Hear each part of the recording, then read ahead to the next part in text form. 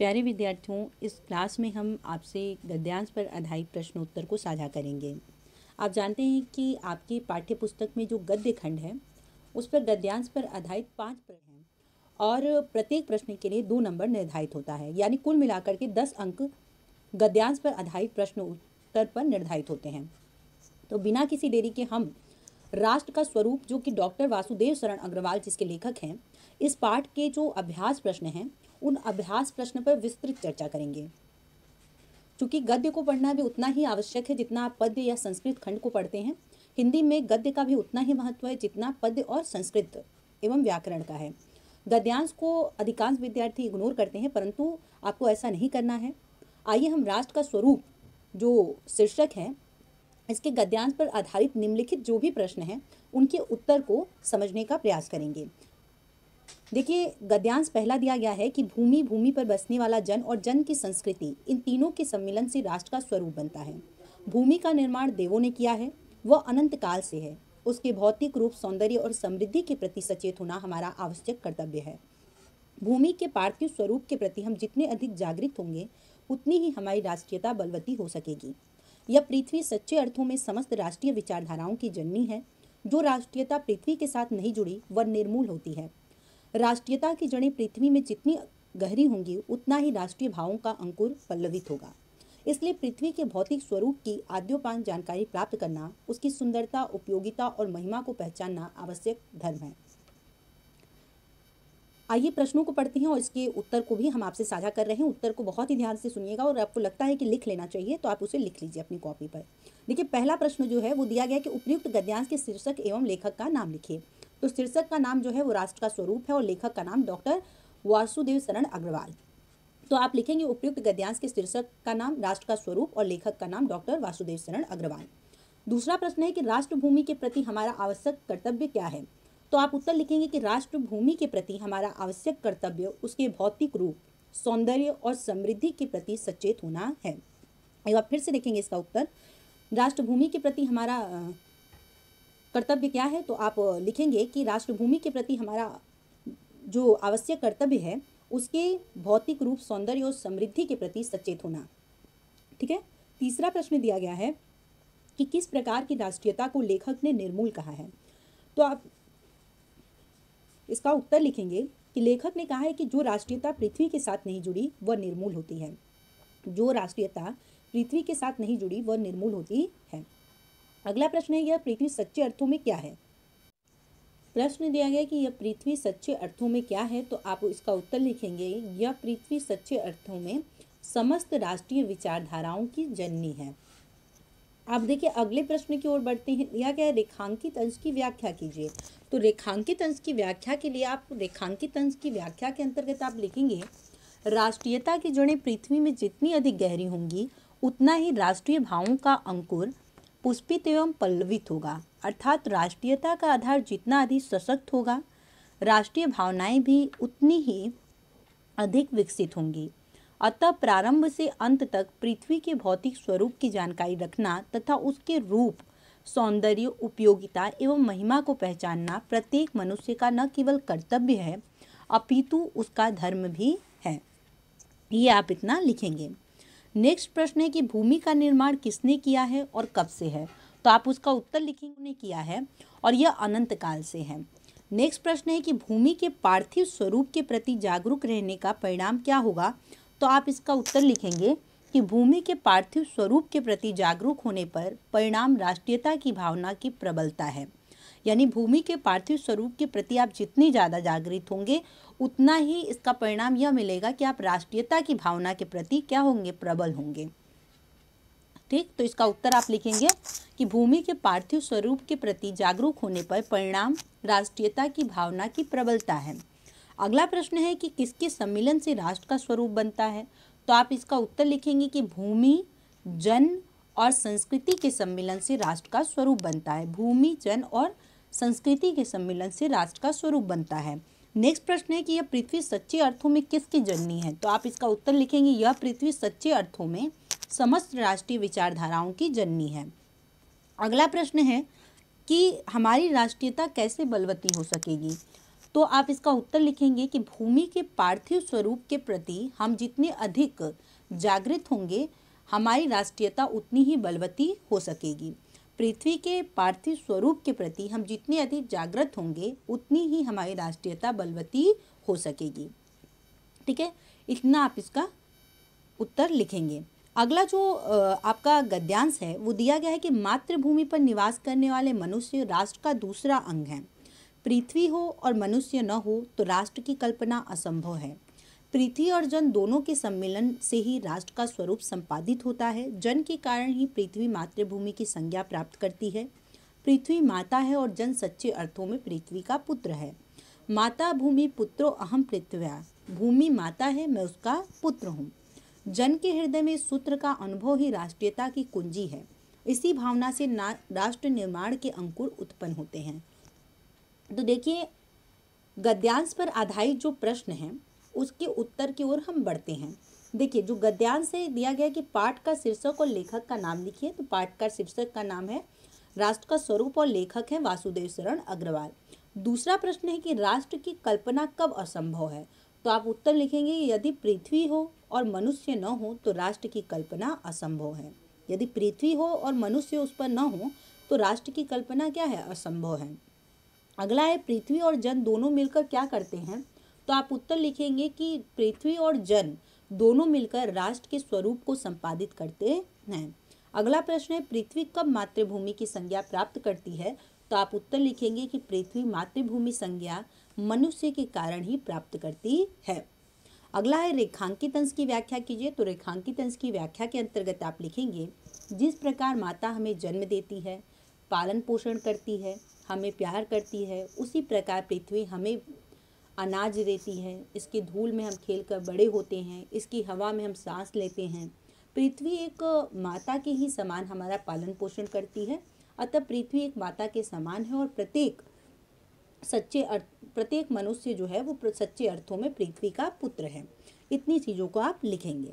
अगला देखिए, जो गद्यांश है वो आप अपने पाठ्य पुस्तक से पढ़ लेंगे, नहीं तो स्क्रीनशॉट लेकर रख सकते हैं। हम सिर्फ प्रश्नों के उत्तर पर चर्चा कर रहे हैं ताकि ये वीडियो का जो लेंथ है वो कम हो सके।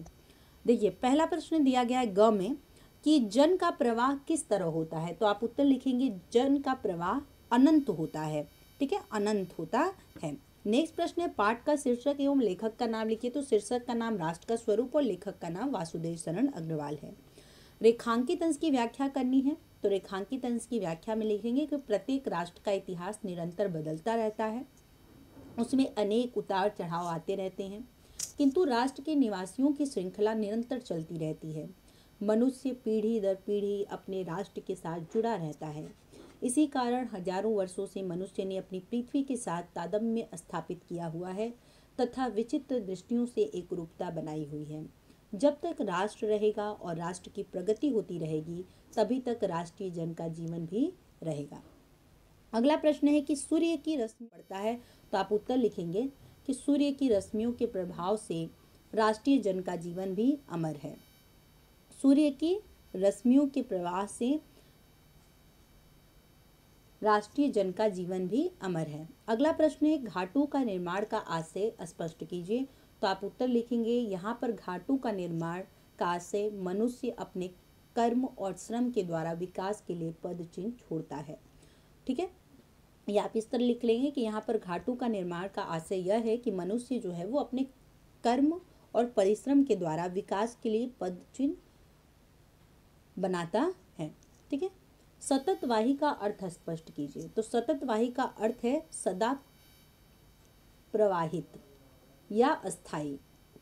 अगला प्रश्न है राष्ट्रीय जन ने किसके साथ तादात्म्य प्राप्त किया है, तो आप इसका उत्तर लिखेंगे कि राष्ट्रीय जन ने भूमि के साथ तादात्म्य स्थापित किया है। अगला प्रश्न है कि जन की सततवाही जीवन किस तरह है, तो जन की जो सततवाही जीवन है वह किस तरह है, तो जन की जो सततवाही जीवन है उसका हम उत्तर इसी उसमें खोजते हैं। एक सेकंड देख लेते हैं। जन का सततवाही जीवन नदी के प्रवाह की तरह है। ठीक है, नदी के प्रवाह की तरह है। अगला प्रश्न है कि राष्ट्रीय जन का जीवन भी कब तक अमर है। तो आप इसका उत्तर लिखेंगे कि जब तक सूर्य की रश्मियाँ नित्य प्रातः पृथ्वी पर पड़ती रहेंगी तब तक राष्ट्रीय जन का जीवन भी अमर है। यानी जब तक सूर्य की किरणें पृथ्वी पर पड़ती रहेंगी तब तक राष्ट्रीय जन का जीवन भी क्या है, अमर है। जन का प्रवाह से क्या तात्पर्य है। तो आप इसका उत्तर लिखेंगे कि नदी का प्रवाह निरंतर गतिमान रहता है, इसलिए जन जीवन के प्रवाह को नदी की तरह कहा गया है। ठीक, जन का प्रवाह जो है वह कहा नदी की प्रवाह की तरह कहा गया हो, क्योंकि नदी का जो प्रवाह होता है वो निरंतर गतिमान रहता है। उसी प्रकार जनजीवन का प्रवाह भी निरंतर क्या होता है, गतिमान रहता है। अगला प्रश्न है कि राष्ट्र निवासी जन किसके समान आगे बढ़ने के लिए अजर अमर है। तो राष्ट्र निवासी जो है वो नदी के समान आगे बढ़ने के लिए अजर अमर हैं। ठीक है। उत्थान के घाटों का निर्माण कैसे होता है। तो उत्थान के घाटों का निर्माण कैसे होता है। तो आप इसका उत्तर लिखेंगे कि जिस प्रकार से मनुष्य अपने क्रम और श्रम के द्वारा पद चिन्ह छोड़ता है, ठीक उसी प्रकार से नदी जो होती है वो निरंतर बहते हुए घाटों का निर्माण करती है। जनजीवन के प्रवाह को नदी की तरह क्यों कहा गया है। तो नदी का प्रवाह चूँकि निरंतर गतिमान रहता है, तो ठीक वैसे ही जनजीवन के प्रवाह को नदी की तरह कहा गया है। तादम्य और अजर का शब्दार्थ लिखिए। तो तादम्य का अर्थ है एकत्व या एक सा होना, तथा अजर का अर्थ है क्षय रहित या जो बूढ़ा न हो। तादम्य का अर्थ है एक सा होना और अजर का अर्थ है क्षय रहित या बूढ़ा न होना। अगला घ जो है, राष्ट्र का तीसरा अंग जन की संस्कृति है, डैश डैश डैश और समन्वय पर निर्भर है। ठीक है, इतना आप चाहें तो देख लें अपनी बुक से, पाठ्य पुस्तक से, और हम बस प्रश्नों पर चर्चा कर रहे हैं। अब देखिए प्रश्न पहला दिया गया कि उपयुक्त गद्यांश के लेखक एवं शीर्षक का नाम लिखिए। तो लेखक का नाम अब तक आप जान गए हैं कि वासुदेव शरण अग्रवाल है, और शीर्षक का नाम जो है वह राष्ट्र का स्वरूप है। राष्ट्र का तीसरा अंग क्या है। तो राष्ट्र का तीसरा अंग जन की संस्कृति है। राष्ट्र वृद्धि कैसे संभव है। तो आप इसका उत्तर लिखेंगे कि संस्कृति के विकास और अभ्युदय के द्वारा ही राष्ट्र की वृद्धि संभव है। राष्ट्र का जो वृद्धि है वो कैसे संभव है। तो उत्तर लिखेंगे संस्कृति के विकास और अभ्युदय के द्वारा ही राष्ट्र की वृद्धि संभव है। अगला प्रश्न है कि रेखांकित अंश की व्याख्या कीजिए। तो रेखांकित अंश की व्याख्या के अंतर्गत आप लिखेंगे कि राष्ट्र के संपूर्ण स्वरूप में संस्कृति का भी उतना ही महत्व स्थान है जितना कि भूमि और जन का होता है। अर्थात भूमि और जन के पश्चात राष्ट्र का सबसे महत्वपूर्ण तत्व उसकी संस्कृति है। किसी राष्ट्र के अस्तित्व में संस्कृति के महत्व को इस बात से समझा जा सकता है कि यदि किसी राष्ट्र की भूमि और जन को संस्कृति से अलग कर दिया जाए तो समृद्धशाली राष्ट्र को मिटते हुए देर न लगेगी। संस्कृति और मनुष्य एक दूसरे के पूरक होने के साथ साथ एक दूसरे के लिए अनिवार्य अंग भी हैं। एक के न रहने पर दूसरे का अस्तित्व ही समाप्त हो जाता है। इसीलिए तो कहा जाता है कि जीवन रूपी वृक्ष का पुष्प ही संस्कृति है। अर्थात किसी समाज में ज्ञान और उस ज्ञान के आलोक में किए गए कर्तव्यों के सम्मिश्रण में जो जीवन शैली उभरती है या सभ्यता विकसित होती है वही संस्कृति है। ठीक है, इतना आप लिखेंगे। अगला प्रश्न है कि संस्कृति का क्या तात्पर्य है।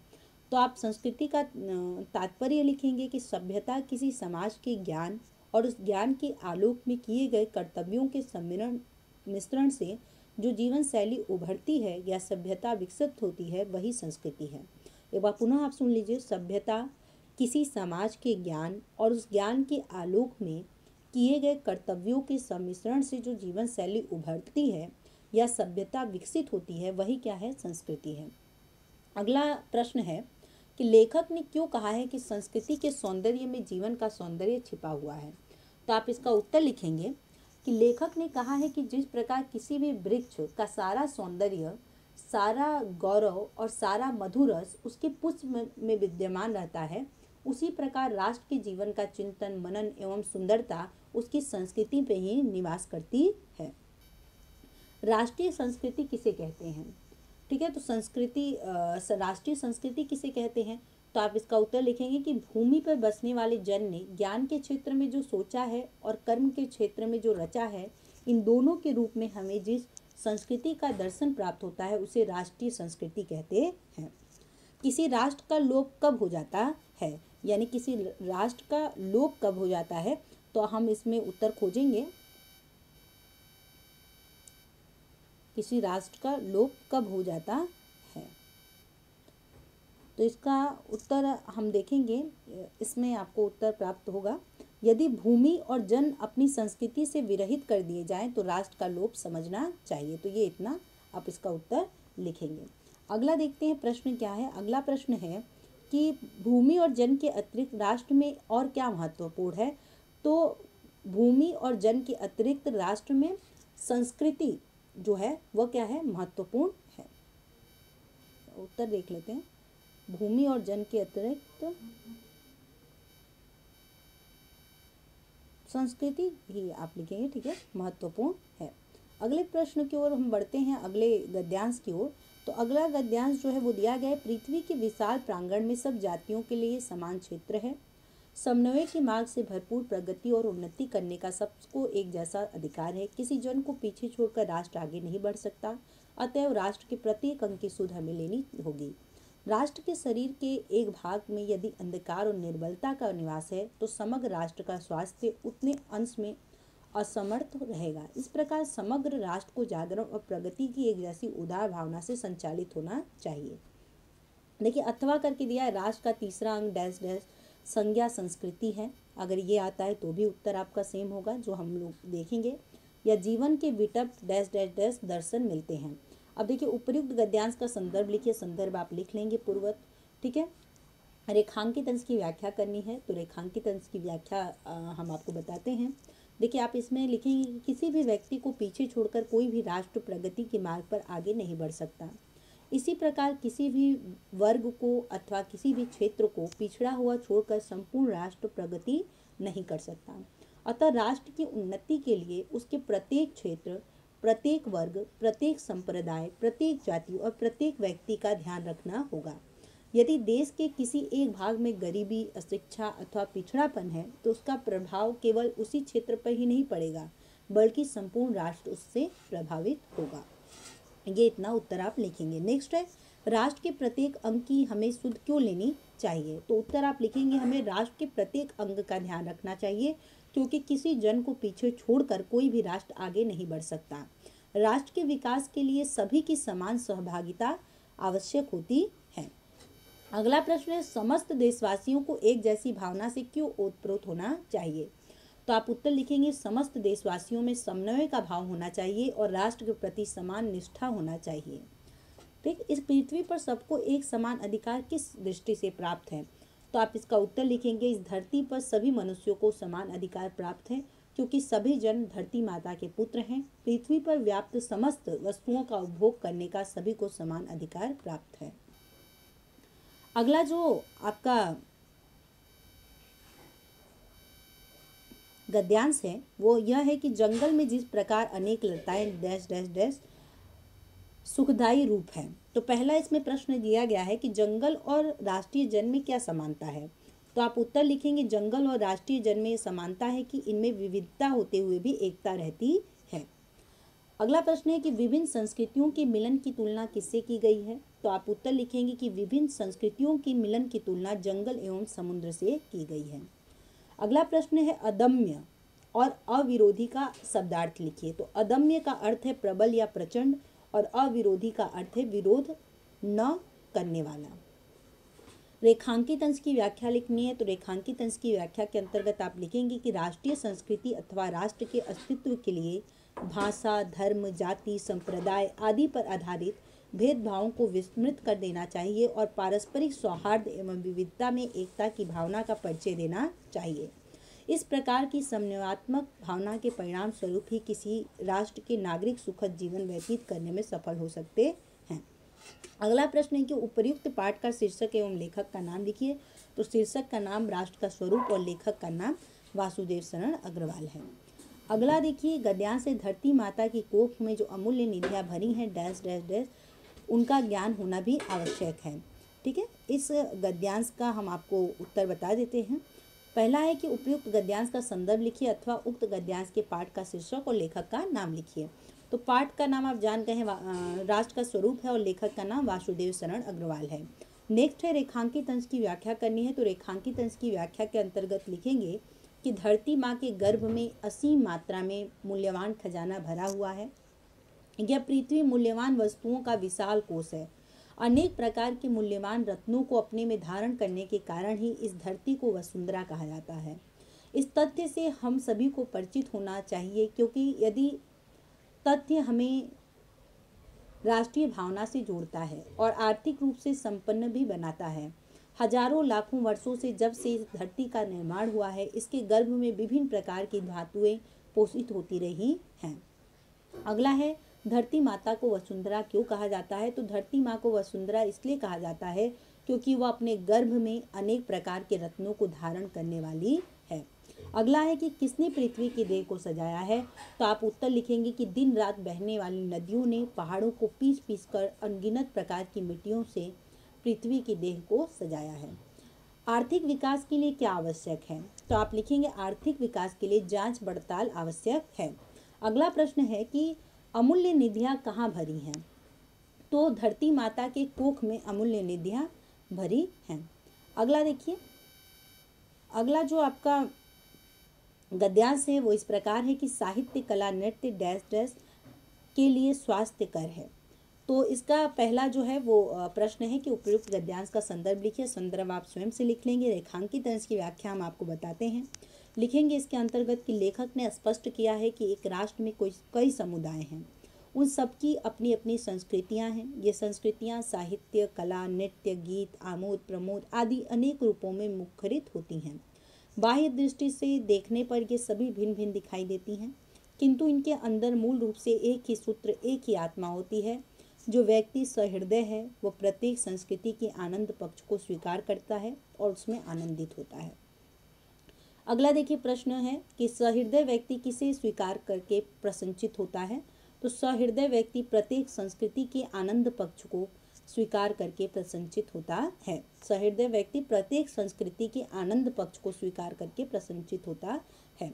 अगला प्रश्न है कि राष्ट्रीय जन अपने अपने मानसिक भावों को किन किन रूपों में प्रकट करते हैं।